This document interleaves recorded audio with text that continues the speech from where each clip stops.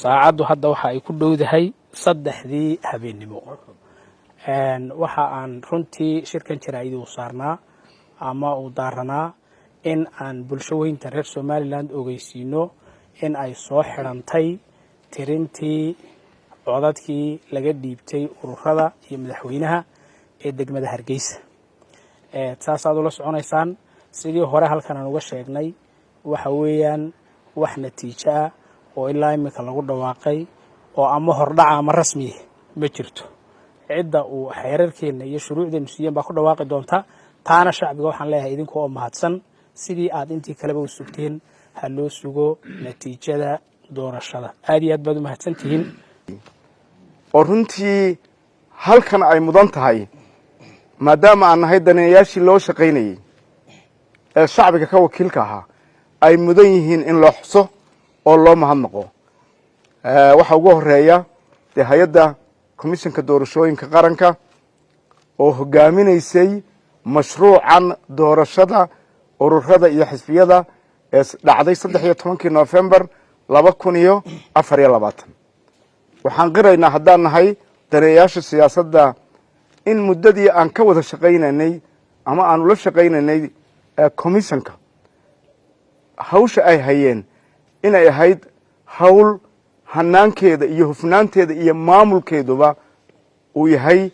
mid runtii degan laga wada tala wadaag ahayd lagu wada qanacsanaa laga wada tashanayay go'aankana la wada qaadanayay runtii aad iyo aad baan u bogaadinaynaa waxaan kaloo bogaadinaynaa de shaqaalaha iyaguna waqtiga u soo jeeda ee ka shaqaynaya hawshan waxaan kaloo bogaadinaynaa oo xusid mudan ciidamada Somaliland ee nabadgelyada hadday tahay militariga hadday tahay booliska hadday tahay degdemiska hadday tahay asluubta ee xilligan inay sanaaduuqda ilaalinayaan dhaxanta u jooga ama ilaa iyo 13 November ama intii ka horeysay ammaanka sugista doorashada ku hawlgala ayaa ah rukun weyn iyaga iyo madaxdooda iyo maamulkoodaba in loo mahadnaqo ugu dambeyntii iyadoo de komishanka doorashooyinka uu si rasmi ah xaq u leeyahay inuu ku dhawaaqo natiijooyinka waxaan ku soo gabagabeynayaa waxaanu markhaati ka nahay oo aan caddaynanaa doorashada maanta Somaliland ka dhacday inay tusaale u tahay saldhigga dimuqraadiyadeed iyo geedi socodkiisa inaynu nahay maanta mid ku wadada cagta saaray isla markaana geedigelinteedu ay dhammaanteed shacbiga Somaliland iyo xukuumad iyo shacbi inooga baahan tahay aad iyo aad baad mahadsantihiin salaam waxaan halkan ka bogaadinaa sidii horeba loo sheegay maxaa la yiraahdaa qaranka Somaliland guud ahaan ay ugu horeeyaan shacabka reer Somaliland tartanka fiican ee nadiifta ah ee saxarka tiran shaqada fiican ee noo qabsoontay iyaga la'aantood la shaqayntoodu aanay inoo hirgasheen komishanka inoo hirgasheen magaca Somaliland aanay ku hirgasheen waan ku bogaadinaa haddii inta ay natiijada si rasmi ah u soo shaacinayaan komishanka doorashooyinka waxaan leenahay oo aan faranaa bulshada reer Somaliland inay meel uga soo wada jeedsadaan gacmaha isqabsadaan walaalnimadooda iyo wada jirkoodana ka shaqeeyaan ciddii heshana la taaniyadeeyo kii kalena uu yahay uu la shaqeeyo cidda maanta talada qaranka Somaliland qaban doonta asxaab iyo ururada inta hadhay iyo inta hadhi doonta iyo inta soo bixi doonta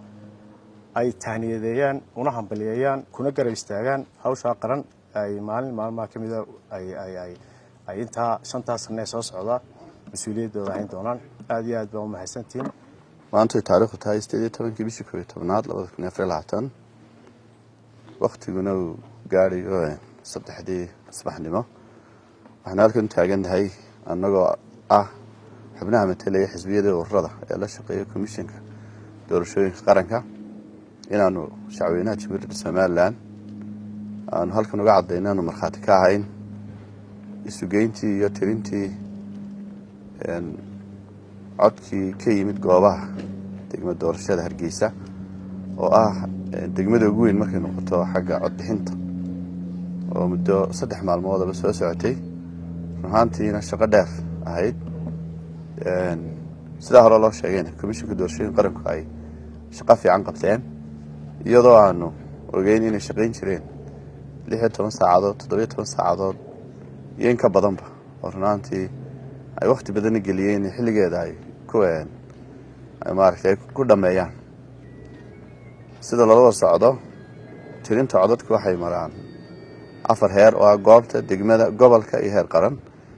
waxay degmada Hargeysa ay ugu dambeysay tirintii degmo doorashooyinka dalka oo dhan si gudoomiyuhu noo sheegi doono insha Allah iyadoo aynu ka arkin warbaahintan in goboladii kale oo dhan ay soo dhameystirmeen waxaan markaa shacabweynaha Jamhuuriyadda Soomaaliland ka codsanayna inta uu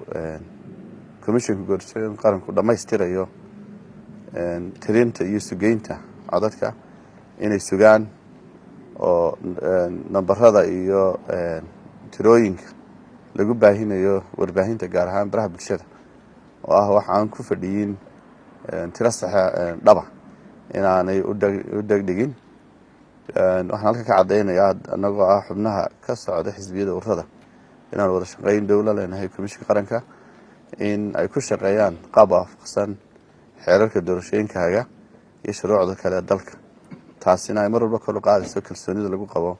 doorashooyinka qaranka oo maaragtay dadaal badan muujiyo ugu dambeyntii doorasho qurux badan baa inoo dhacday goobjoogayaashii inuu soo boqdayna ay ku tilmaameen inay ka mid yihiin doorashooyinka ugu heerka sarreeya Afrika iyo hadday noqoto dunida saddexaadba warnaantii aad inagu bogaadiyeen taa waxaynu ku sii wadi karnaa quruxdeeda inaynu sugno natiijada